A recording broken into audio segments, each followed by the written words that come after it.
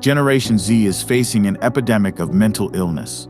Social psychologist Jonathan Haidt attributes this phenomenon to smartphones and overprotective parenting. In The Anxious Generation 2024, he highlights the developmental disruptions caused by a phone-centric upbringing, including social deprivation and attention fragmentation. Haidt explores the importance of real-life experiences in building strong relationships and proposes reforms to safeguard children.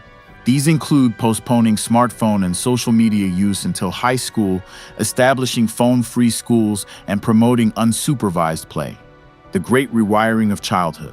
Imagine a scenario where a billionaire selects your 10-year-old child to join a Mars colony based on her academic prowess and a genome analysis to which you never consented. Your daughter is eager to go, just like her peers. The reduced gravity on Mars suggests that children might adapt more readily, but their bodies would become permanently unsuitable for life on Earth. Your daughter would experience heightened radiation exposure due to the lack of a protective shield on Mars, which could be more harmful to her developing cells than to those of adults. Additionally, the effects of low gravity on her physical development are worrisome. Alarmingly, there seems to be a lack of consideration for these risks by the colony planners. This situation mirrors the actions of tech companies, which developed addictive products in the late 1990s without fully understanding their impact on children. These companies employed psychological tactics to keep children glued to their screens, potentially disrupting their development. The Children's Online Privacy Protection Act (COPPA) of 1998 defines the age of digital adulthood as 13 but fails to enforce age verification.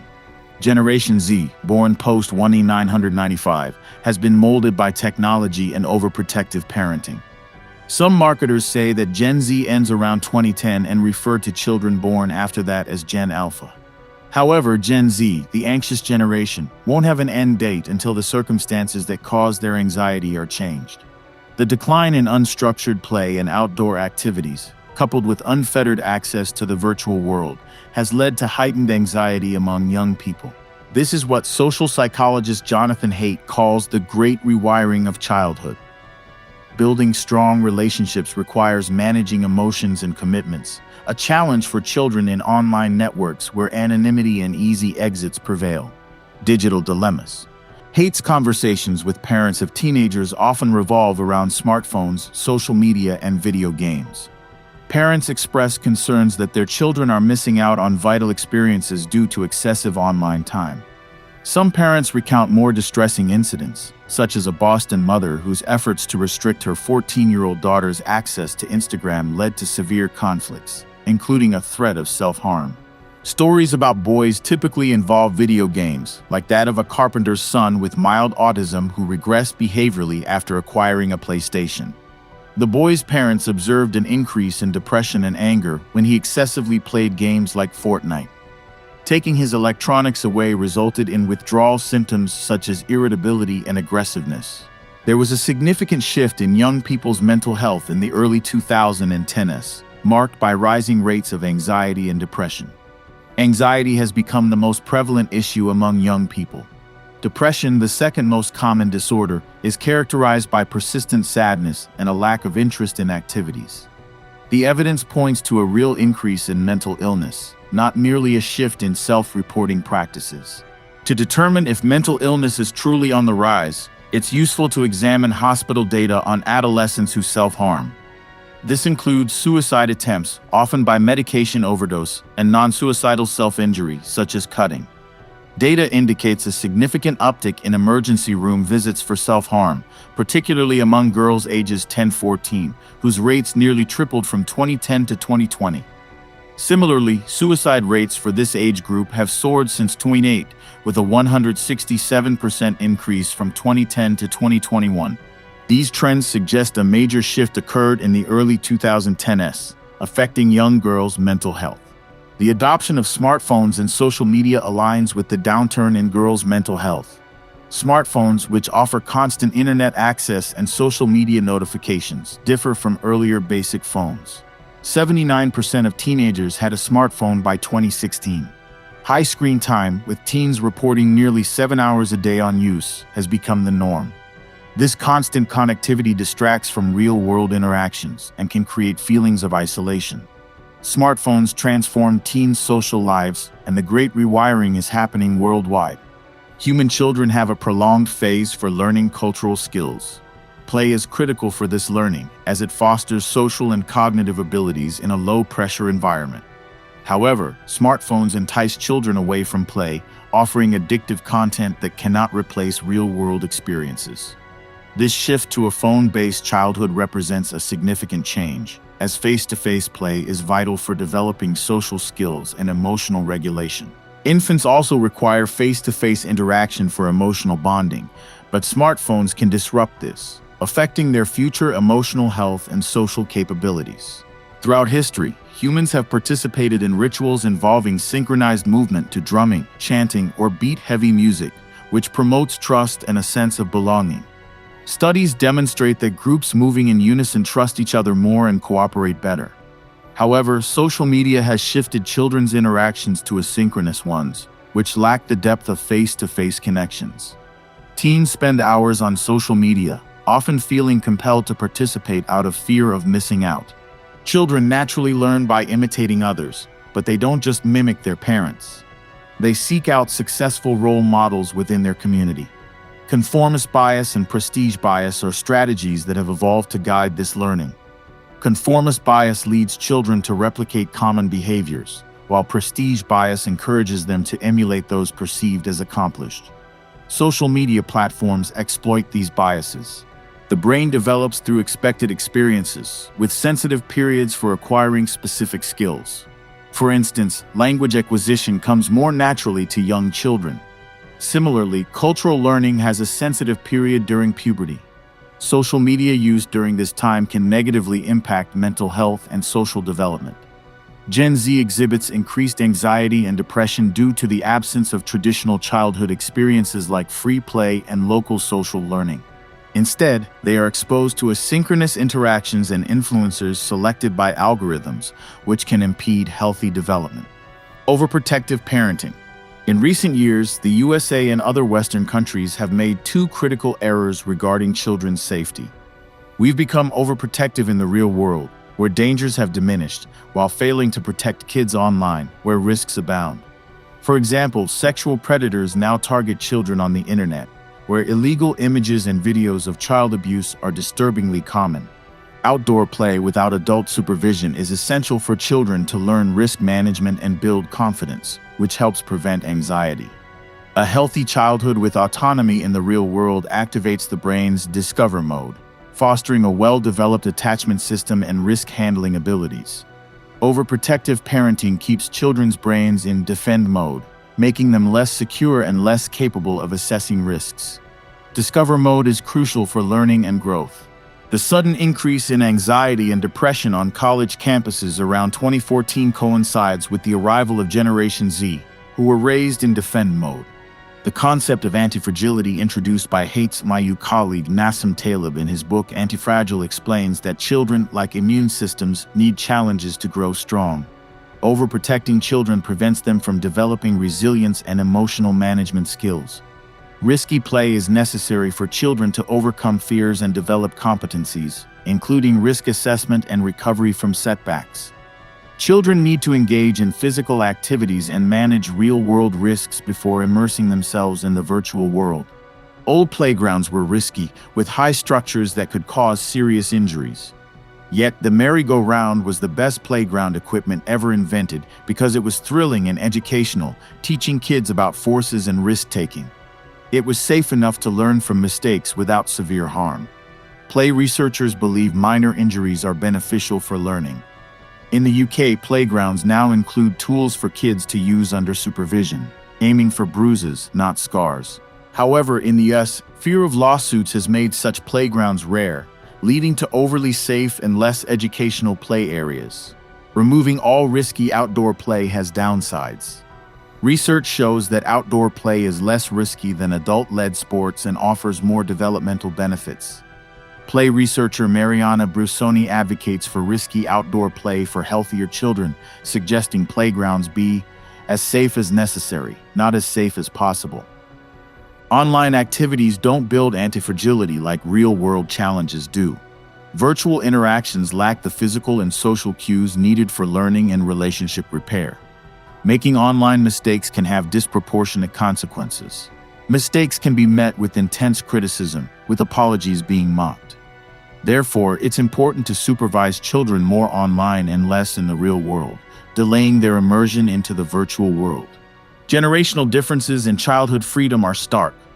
Older generations had more independence at younger ages. Parenting became more protective in the 1990s, with increased supervision and structured activities. This shift was influenced by fears of abduction and a decline in social cohesion. Paranoid parenting led to less childhood autonomy and the disappearance of unsupervised kids from public spaces, despite the actual decrease in crime. The term concept creep, coined by psychologist Nick Haslam, describes the broadening of psychological terms. Safety now includes emotional safety, which has grown to mean avoiding negative emotions triggered by others. This differs from psychological safety, which encourages open debate without fear of humiliation. Emotional safety on campuses has come to imply a right not to experience negative emotions because of others' words or actions. Safety has become more important than anything else to Gen Z and their educators. Safetyism means people won't consider other important things if they think there's any risk, no matter how small. For example, a school in Berkeley, California, doesn't let kids play tag without an adult because they worry about arguments or exclusion. Parents in America have become so protective that they think kids should be much older before doing things alone, like playing in the front yard. This overprotection can keep kids from learning how to handle life's challenges. Children need to balance staying safe with exploring and learning. They start by staying close to a trusted adult, but gradually want to explore more. This helps them become less scared and more independent. Kids are naturally tough and need to face challenges to grow stronger. Too much protection can make them more anxious and less able to handle stress. Puberty. During puberty, the brain is more sensitive, so experiences can have a big impact. The brain develops by strengthening neural connections through activities. Kids need a variety of experiences, including some stress, to grow up healthy. Smartphones can keep them from having real-life experiences, making kids less interested in anything that's not on a screen, which isn't good for their social skills. Kids need to face real challenges and have responsibilities. Rites of passage are important in many cultures to mark the transition from child to adult. These rituals usually involve separating from parents, facing challenges, and then being welcomed as a new adult by the community. In traditional societies, boys often undergo group initiation rites that bond them and may involve enduring pain, like body piercings, to prove manhood. Modern secular societies are losing communal rites of passage, which historically helped children transition to adulthood. These rites provided role models, challenges, and recognition, which are crucial for development. Adolescents often create their own initiation practices like fraternity hazing, but without guidance, these can become harmful. Girls also have initiation rituals, often involving psychological stress related to beauty and sexuality. Puberty is a public transition, historically supported by adults and rituals. However, modern society has seen a decline in such rites, with milestones like driving at 16 or legal adulthood at 18 becoming less significant. The internet offers no age-based milestones, which is problematic for adolescent development. Digital addiction spiral.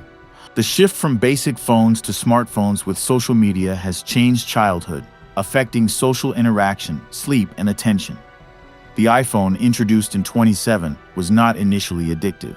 However, the App Store's launch in 2008 and the subsequent rise of third-party apps changed that. Children and teens became the most vulnerable to these engaging platforms. Social media platforms share common features like profiles, content sharing, networking, and interactivity. Around 2010, changes like the like button and algorithmic feeds made social media more addictive and performance-driven. The result was a shift from personal connections to seeking validation from a wider audience. The rise of smartphones has led to a decline in time spent with friends, and even when together, the quality of interaction is diminished. Kids are often silent and absorbed in their phones, even when sitting together, which can harm their confidence and self-identity. Being overlooked hurts at any age. For teens, it's tough when they're trying to figure out their identity and feel less important than the people on their parents' phones. A survey showed that 62% of kids ages 6-12 feel their parents are often distracted by their phones when they try to talk. Even parents admit to being distracted by their phones around their kids. This digital focus has hurt Gen Z's social life, leading to shallow friendships and a lack of community. Smartphones also disrupt teens' sleep. Teens need more sleep than adults, but many are sleep-deprived due to late-night phone use. This can lead to poor school performance, weight gain, and immune suppression. Evidence links high social media use to sleep problems and poor mental health. Constant notifications fragment teens' attention. Heavy smartphone use may even worsen ADHD symptoms. Attention is about choosing to focus, but the internet and smartphones make it harder to resist distractions. Schools should be phone-free to help students concentrate. Smartphone apps are designed to hook users with rapid rewards. When someone gets a notification like a comment on a social media post, it tempts them to check the app. This is the first step in a cycle that can lead to addiction. The notification sparks a desire to see if there's a reward like praise or a like, but the reward isn't guaranteed. This uncertainty makes the behavior more addictive. The anticipation of a reward releases dopamine, which feels good and keeps people coming back for more. Users also put personal effort into the app, like filling out a profile or posting photos, which makes the app more important to them. Eventually, the user doesn't even need a notification to check the app. Just the thought of a possible reward can trigger the desire to engage with it. The teenage brain, still developing, is particularly sensitive to rewards and emotions, making teens easy targets for addiction. Addiction to digital activities like social media can lead to a state where nothing else feels enjoyable. The brain adapts to high levels of dopamine by reducing its sensitivity, so more of the activity is needed to get the same pleasure. Withdrawal symptoms include anxiety, irritability, and trouble sleeping. Smartphones have made it easier for companies to apply addictive techniques constantly. This has led to significant changes in childhood and adolescent mental health. Social media and girls' mental health. Social media harms girls more than boys. Its impact extends beyond individuals, changing group dynamics and social interactions. It affects girls more due to their heavier use of visually oriented platforms that focus on appearance. Anxiety and depression have increased among girls as they constantly compare themselves to unrealistic images online. This type of perfectionism began to rise in the early 2010s across English-speaking countries. Social media's constant stream of idealized images has a detrimental effect on girls, as shown in a French study where brief exposure to pictures of thin women increased young women's body-related anxiety. Boys are generally more physically aggressive, but girls engage in relational aggression, which can be more damaging to their social relationships. With the rise of social media, bullying among girls has shifted online, leading to increased cyberbullying, especially through platforms such as Instagram and TikTok. Frances Haugen, a whistleblower, revealed internal research from Facebook indicating that Instagram worsens anxiety and depression among teens. The spread of emotions through social networks has been documented by researchers including Nicholas Christakis and James Fowler. They found that happiness and depression can be contagious, with women's moods having a stronger impact on their friends. With the advent of social media, the contagion of anxiety and depression has intensified, particularly among adolescent girls. Social media has also facilitated the spread of sociogenic illnesses, which are disorders influenced by social factors rather than biological ones. The rise of TikTok and other video-based platforms has led to an increase in conditions like dissociative identity disorder. The COVID-19 pandemic and lockdowns exacerbated this trend, as teens spent more time on social media. Gender dysphoria, the distress experienced when a person's gender identity doesn't match their biological sex, has seen a rise in diagnoses, particularly among Gen Z females. Social media's role in forming social clusters and influencing gender identity is significant, suggesting that sociogenic transmission is at play. Evolutionary psychology suggests that men are more likely to use force or deception to obtain sex. Girls face more online dangers than boys, needing to be constantly on guard. Journalist Nancy Jo Sales observed that adult men frequently contact teen girls on apps that don't restrict adult-minor interactions. Girls often accept friend requests without knowing who is behind them, exposing themselves to potential predators who can see the revealing photos they post. Nude photos have become a form of social currency among teens, with boys pressuring girls for such images and using them for blackmail. When these photos are shared, girls face cyberbullying, while boys are less affected. Boys in the digital age. The rise in depression and anxiety is less pronounced among boys than girls. Boys have experienced a gradual disengagement from the real world. The shift from an industrial to a service economy favors skills that women typically excel in. Boys are falling behind in education and are less likely to succeed. Safetyism and the rise of video games and smartphones pulled boys away from real-world interactions, contributing to their mental health decline. Many boys have become lost in the digital world, leading to increased fragility and risk aversion. The term failure to launch is often used in America to describe young adults who struggle to find work and end up living with their parents. In 2018, 27% of men in their late 20s lived with their parents, compared to 17% of women. Economists in the UK use the term NEET for those ages 16 to 24 who are not in education, employment, or training. These are mostly men. In Japan, intense societal pressures led many young men to become hikikomori, which means pulling inward. They meet their needs for agency and community online, avoiding the outside world, which increases their anxiety and incompetence in real-life situations. This phenomenon was once thought to be unique to Japan, but similar behaviors are now seen in American young men, who identify with the terms NEET and hikikomori on online forums. Growing up in a world with too much supervision has made boys take fewer risks. Pornography and video games offer instant gratification without the need for social and physical risks, potentially hindering boys' sexual and romantic development. Online porn has a clear negative impact, but video games are a different story. Video games don't warrant a total ban.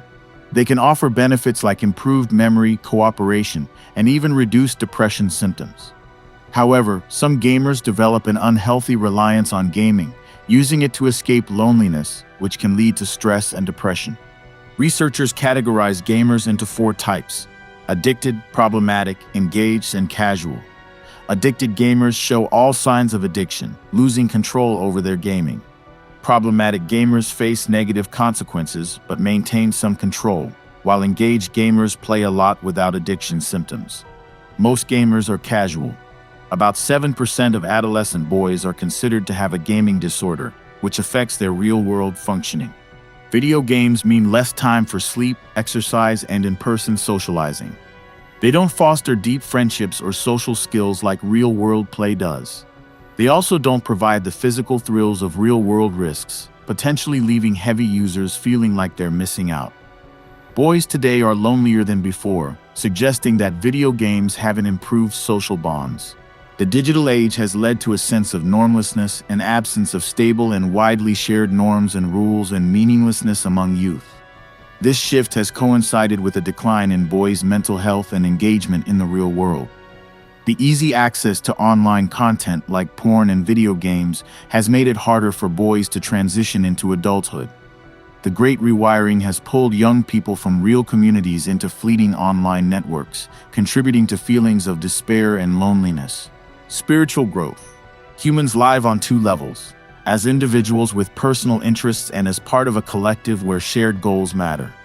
Societies have rituals that elevate people into this collective realm, like religious ceremonies or sports fans uniting at games. These experiences create strong communities and increase trust and happiness among individuals. The digital world can lead to spiritual degradation by hindering practices that uplift us, such as shared sacredness and awe in nature. Online interactions lack the cohesion of physical communities. Religions sanctify time, places, and objects to create shared experiences, but virtual interactions blur these distinctions, leaving everything profane. This lack of structure can lead adolescents to seek moral clarity in radical movements online, away from real-life communities.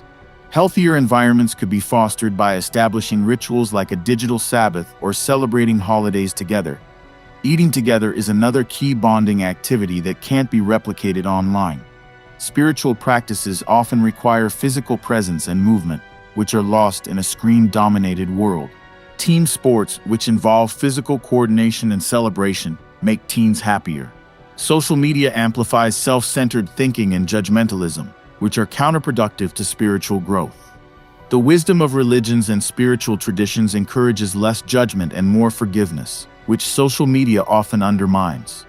Meditation and mindfulness can train the mind, reduce negative emotions, and improve mental health. Experiencing nature's beauty can foster a sense of calm and generosity. Humans are naturally drawn to nature, which reduces anxiety. To truly feel awe and improve well-being, it's essential to disconnect from technology and engage with the natural world. This approach can fill the emptiness inside us that modern life often exacerbates with superficial content. Correcting course. In 2010, the mental health crisis among teens wasn't apparent, but now the harmful effects of smartphones and social media are clear. The situation feels overwhelming because of the combined forces of technology, market dynamics, and social pressure. However, collective action can make a difference. Social scientists call situations where individual choices lead to negative group outcomes collective action problems.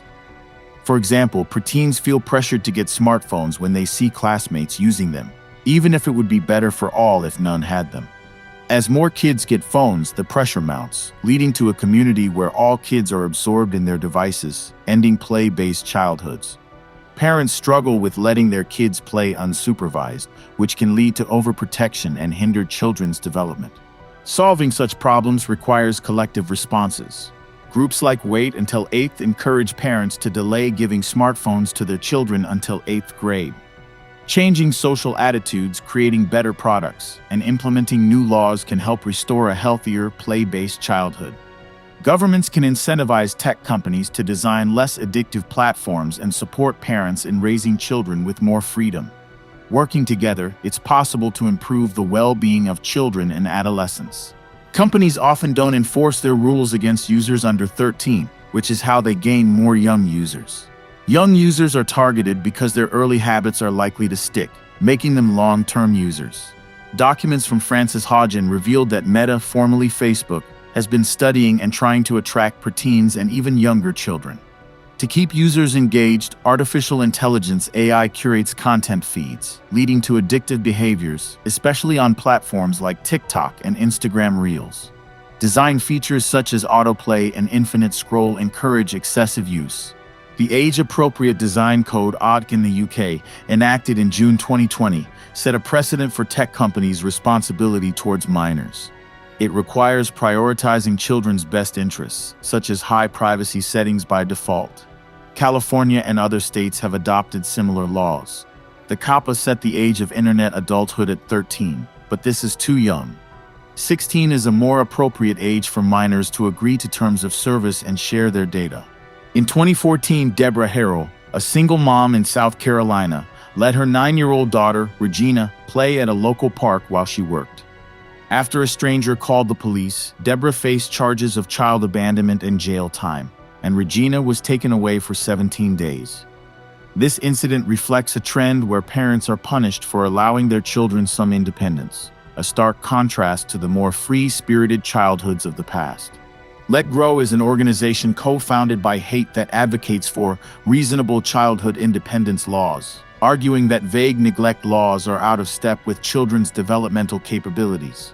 Research shows that children around the world are traditionally given responsibilities at ages 6 or 7, yet some US laws are overly restrictive. Connecticut, for example, had a law that children under 12 couldn't be left alone in public.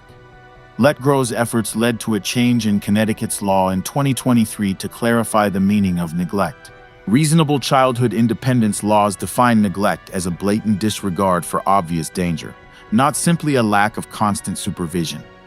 This clarification protects parents who give their kids more independence. Communities need to create environments where children can safely explore and play. Schools.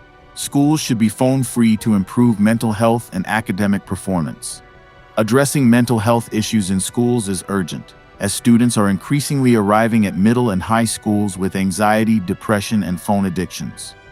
Early prevention is key, with strategies like phone-free policies and more opportunities for free play. Reducing rules and increasing trust during recess can improve mental health. For example, Swanson Primary School in New Zealand removed all playground rules, leading to more active play and a decrease in injuries, vandalism, and bullying. This approach shows that when children are responsible for their safety, they thrive. Improving recess is also vital. Kids need more outdoor playtime, better playgrounds, and fewer restrictions. Adventure playgrounds in Europe, filled with building materials and ropes for imaginative play, are excellent models. They empower kids to be creative and work together. Nature playgrounds, made with wood, stone, and water, trigger a love for life. They encourage kids to explore and invent games, which is crucial as they spend more time in virtual worlds and face rising anxiety levels. Schools should offer such play settings. Lower-income, Black, and Latino children often use screens more and have less adult oversight than kids from wealthier or white families. This increases educational inequality, as these children are less shielded from the potential harms of technology. Kevin Steinhardt, a teacher in South Carolina, noticed his students lacked resilience and teamwork skills.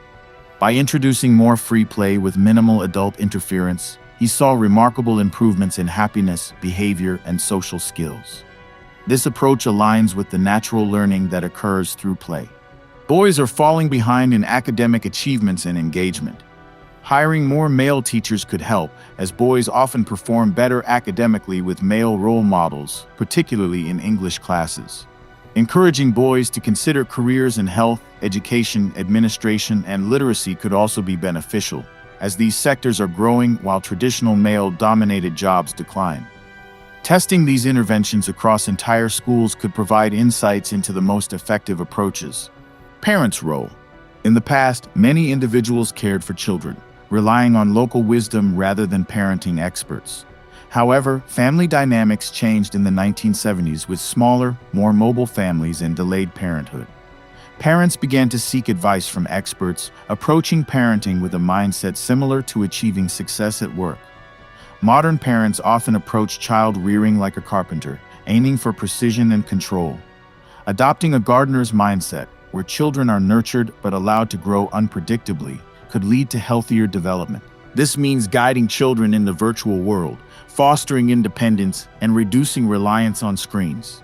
Children and young adolescents benefit from playing together or engaging with adults more than solitary activities like watching videos or playing games on mobile devices.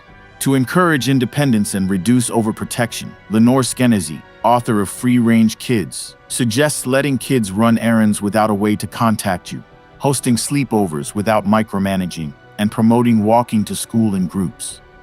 After-school time should be reserved for free play, and camping trips can offer freedom and responsibility. Lenore also recommends finding a device-free sleepaway camp that emphasizes independence and responsibility, and creating child-friendly neighborhoods where kids can play regularly. Overcoming parental anxiety about letting children out of sight is crucial, and it gets easier with practice as parents see their child's capabilities. Limiting screen time is also important. The focus should be on maximizing in-person interactions and sleep. As children approach adolescence, increasing their mobility and responsibilities at home, encouraging part-time jobs, and finding opportunities for them to lead and nurture younger children can help them feel useful and connected to their communities. High school exchange programs expand a young person's perspective. The American Exchange Project offers free week-long exchanges within the U.S. to bridge divides, while the American Field Service sends students abroad to live and study. For nature-based growth, consider month-long adventures with Outward Bound or the National Outdoor Leadership School, which builds self-reliance and teamwork without prior experience. As teens mature, they should gradually gain more freedom. Transitioning from basic phones to smartphones requires setting limits like phone-free bedtimes. Watch for signs of unhealthy social media use and educate them on its potential harms. Smartphones have changed parenting, allowing constant tracking of children, which may contribute to anxiety and hinder autonomy. Parenting in today's fast-paced world is tough, but parents can foster growth by encouraging real-world experiences and delaying smartphone use. A play-based childhood and community engagement are key. The foundational reforms are no smartphones before high school, no social media before 16, phone-free schools, and more unsupervised play. Speaking up and connecting with like-minded parents and organizations can drive these changes. Immediate action is needed to address the negative effects of a phone-based childhood.